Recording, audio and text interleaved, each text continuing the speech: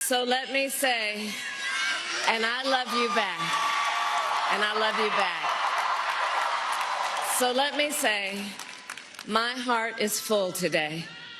My heart is full today, full of gratitude for the trust you have placed in me, full of love for our country, and full of resolve. The outcome of this election is not what we wanted, not what we fought for, not what we voted for, but hear me when I say, the light of America's promise will always burn bright. As long as we never give up, and as long as we keep fighting.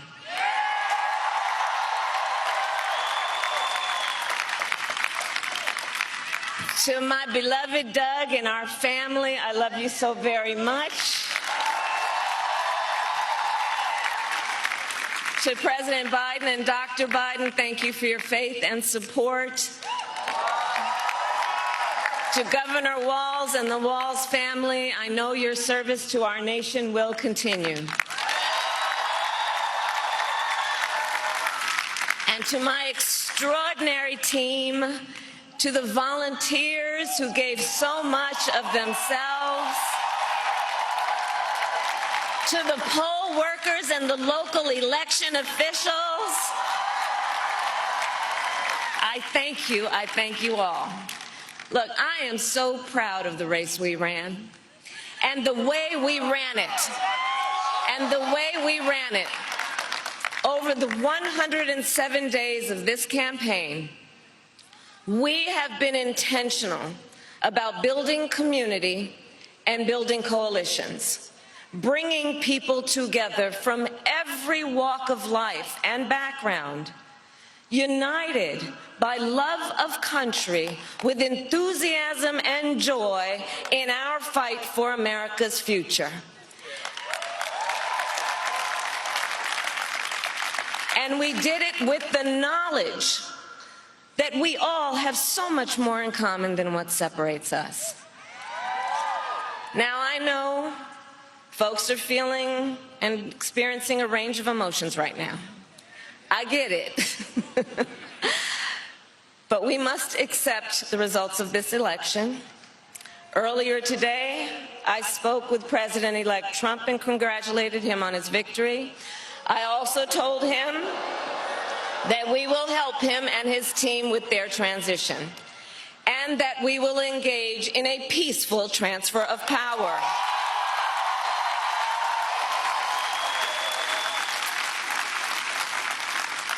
A fundamental principle of American democracy is that when we lose an election, we accept the results. That principle, as much as any other, distinguishes democracy from monarchy or tyranny. And anyone who seeks the public trust must honor it. At the same time, in our nation, we owe loyalty not to a president or a party, but to the Constitution of the United States.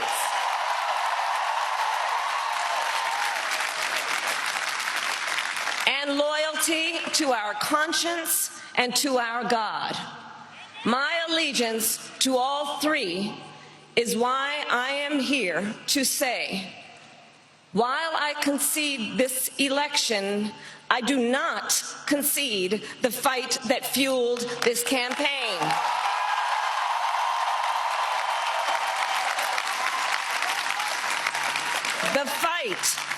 The fight for freedom, for opportunity, for fairness, and the dignity of all people. A fight for the ideals at the heart of our nation, the ideals that reflect America at our best. That is a fight I will never give up.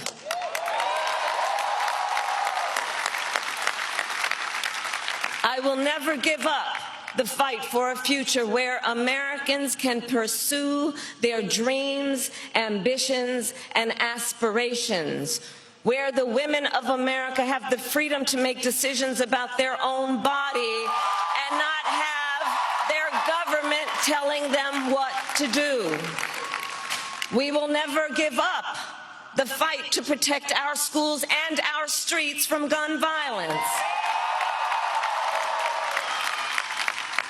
And America, we will never give up the fight for our democracy, for the rule of law, for equal justice, and for the sacred idea that every one of us, no matter who we are or where we start out, has certain fundamental rights and freedoms that must be respected and upheld.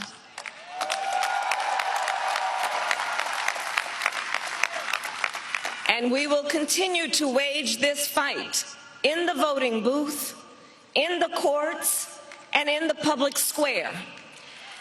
And we will also wage it in quieter ways, in how we live our lives, by treating one another with kindness and respect, by looking in the face of a stranger and seeing a neighbor, by always using our strength to lift people up, to fight for the dignity that all people deserve.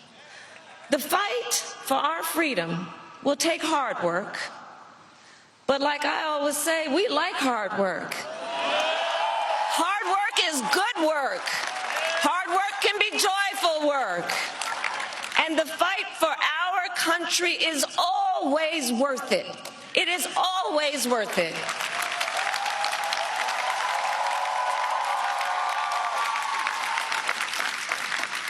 To the young people who are watching, it is, I love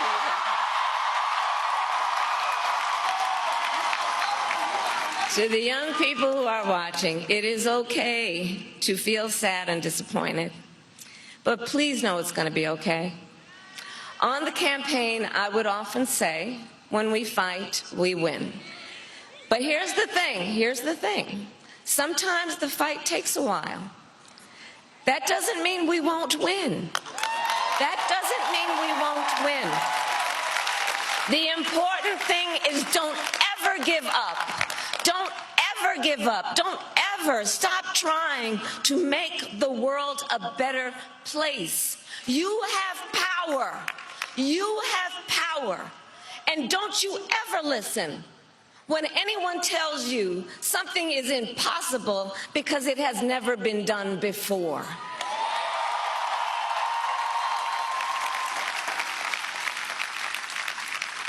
You have the capacity to do extraordinary good in the world.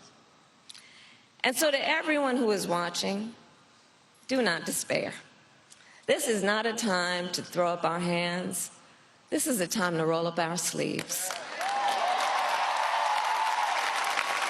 This is a time to organize, to mobilize, and to stay engaged for the sake of freedom and justice and the future that we all know we can build together. Look, many of you know I started out as a prosecutor, and throughout my career, I saw people at some of the worst times in their lives.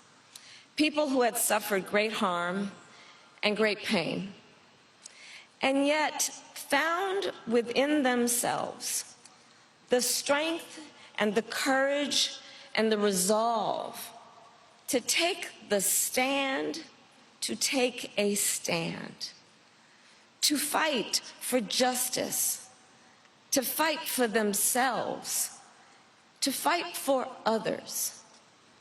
So let their courage be our inspiration.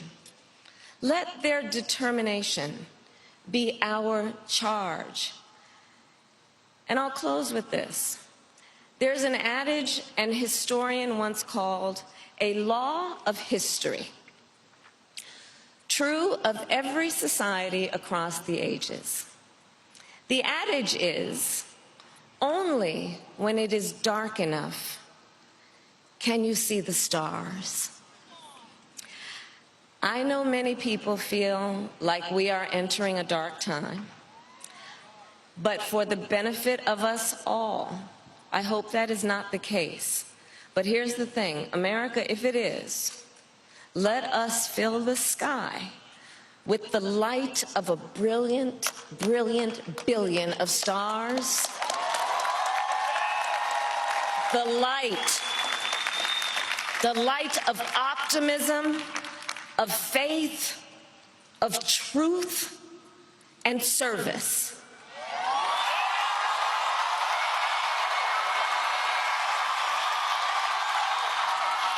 HU. And may that work guide us, even in the face of setbacks, toward the extraordinary promise of the United States of America. I thank you all. May God bless you, and may God bless the United States of America. I thank you all.